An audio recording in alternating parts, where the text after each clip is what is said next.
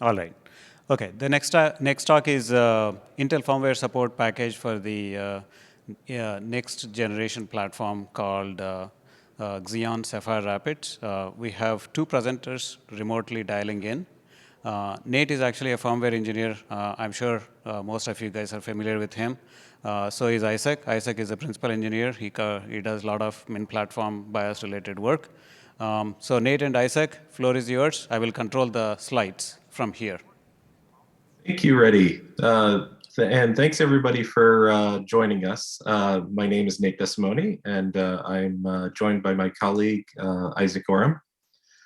And today we're going to talk about FSP and MinPlatform for the Sapphire Rapids Xeon Scalable processors. Reddy, could you advance to slide number 4?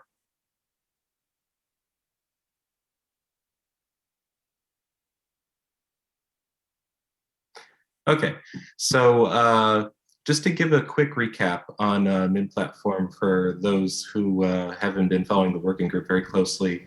We'll start. FSP is our silicon initialization binary that we use for initializing Intel chipsets.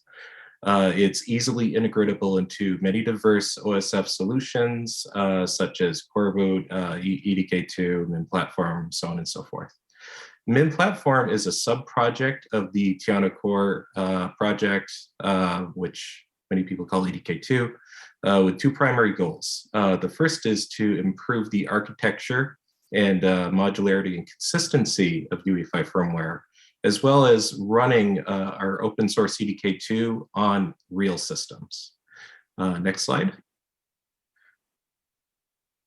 So Intel provides industry-leading support for many diverse operating systems on Xeon right now.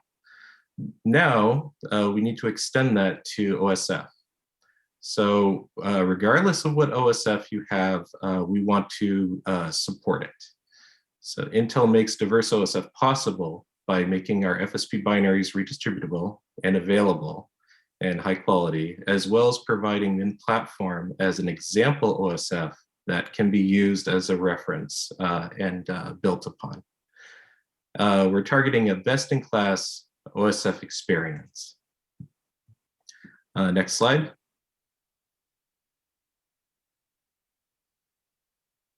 So if you look at the FSP code internally, it's really all EDK2 based. Since MinPlatform is also EDK2 based, they really fit together very well. I mean, if you look at a different solution like coreboot with an FSP, the early boot code is really kind of 80% EDK2. With MinPlatform, it's 100% native, and everything is from the same software framework. And because of that, they fit together very well, and they work very well.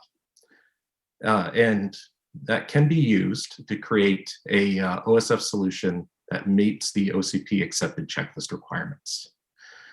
The key takeaway is that FSP and MinPlatform gives you the fastest TTM for OSF on Xeon. Next slide, please. So if you're familiar with coreboot, MinPlatform is not quite the jump that you might expect it to be. Many of our APIs are actually very similar to what the APIs are in coreboot. And that wasn't really intentional. I think it's just a case of convergent evolution. So the kind of work that we need to do in the early boot ends up having to be very similar, regardless of what software framework you're using. And because of that, we've ended up with similar hook points in both. That wasn't intentional, but it just kind of worked out that way. Next slide. So what we've accomplished since the OCP Tech Week last year. So Ice Lake and Cooper Lake MinPlatform are now open source, available on GitHub in the EDK2 platforms repository, and we include publicly redistributable FSP binaries for both. Next slide. We have liberated 5 new boards since OCP Tech Week 2020.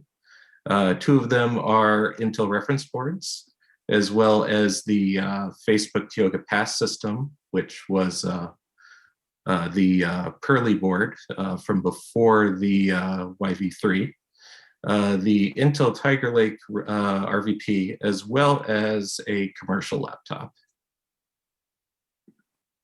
Next slide. So we have native support for Linux boot now upstream as well. And we support 32-bit handoff to the kernel via the EFI stub boot protocol. If you're interested in looking at it, we have that in EDK2 platforms. Next slide. So planned improvements for our Linux boot support. Right now, it's in Pearly Open Board package. We want to move that to a non-chipset specific package, like a Linux boot feature package. We want to support the new architecture agnostic initrd load that's present in kernel 5.7+.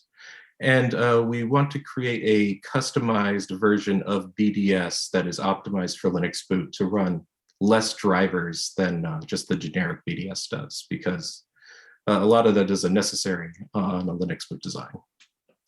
And I actually do have an open question for the community here. So right now, our kernel command line is basically blank. What should that be? And what customizations that would you want to do there? And how would you like to see those customizations done? Next slide. So for the 4th Gen Xeon Scalable Sapphire Rapids, we have a few improvements compared to the Ice Lake one that we released earlier this year. The first and foremost is improved support for FSP API mode. We also plan to make more advanced features available out of box for the Sapphire Rapids MinPlatform, as well as gradual progress on evolving our traditional UE5 BIOS towards the more lightweight and open MinPlatform design. Ultimately, we would like the only difference between the closed UEFI and the open is just the set of advanced features included. So it's just a strict and proper superset, and it's completely based on open. Next slide. So here's some things that you can get involved in if you're interested. So as I mentioned before, we have the advanced Linux boot feature package that we want to work on. Phase agnostic serial logging. So right now you need specific drivers based upon which phase you are in. We're working on making that more generic.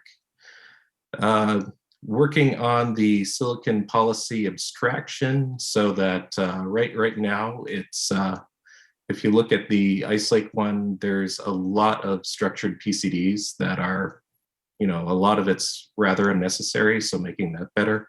And finally, to support the universal payload spec that is in the universal scalable firmware work. I don't know if you guys have seen that, but. Finally, next slide. So as far as call to action, first one is give FSP and MinPlatform a try for your upcoming OCP design. It's certainly a viable option for OSF, and we're happy to help you merge your board port upstream. And it's open source, so contributions from other Silicon vendors are welcome as well. Collaborate with us on the project opportunities discussed in the previous slide. Join our mailing list, and we also have some training material available online. And that's it. Thank you. I think we might have 3 minutes for questions. Do you do PCI Express link training, CXL link training inside the FSP?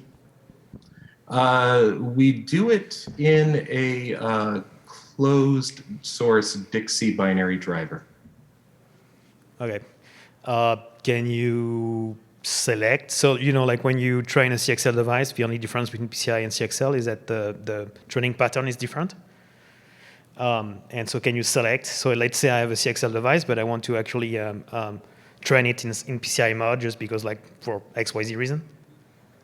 CXL isn't quite like that. There are specific chipset programming that needs to be done beyond just a normal PCI device with CXL. Yeah, I was talking more about the training phase. So not from the Intel root port point of view, but much less from the device point of view, how you train the device. As far as the physical layer goes, it's more or less identical to PCI Express. Yeah.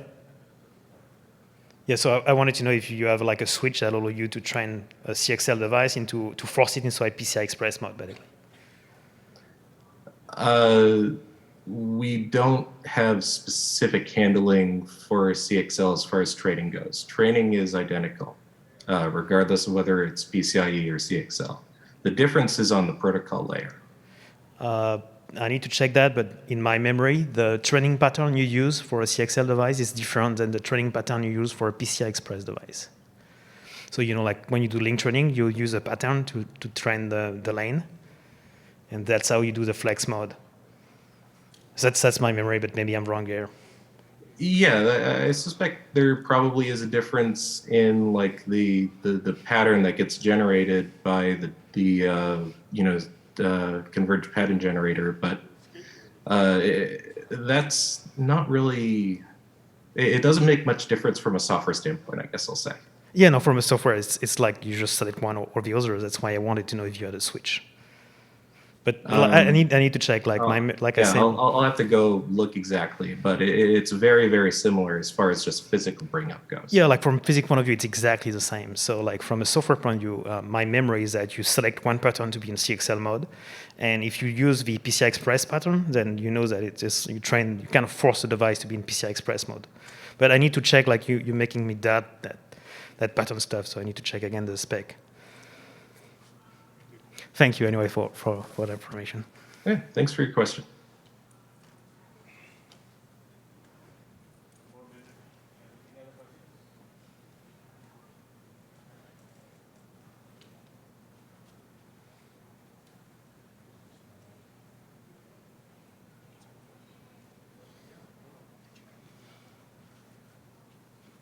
Yeah, thanks for listening, everybody.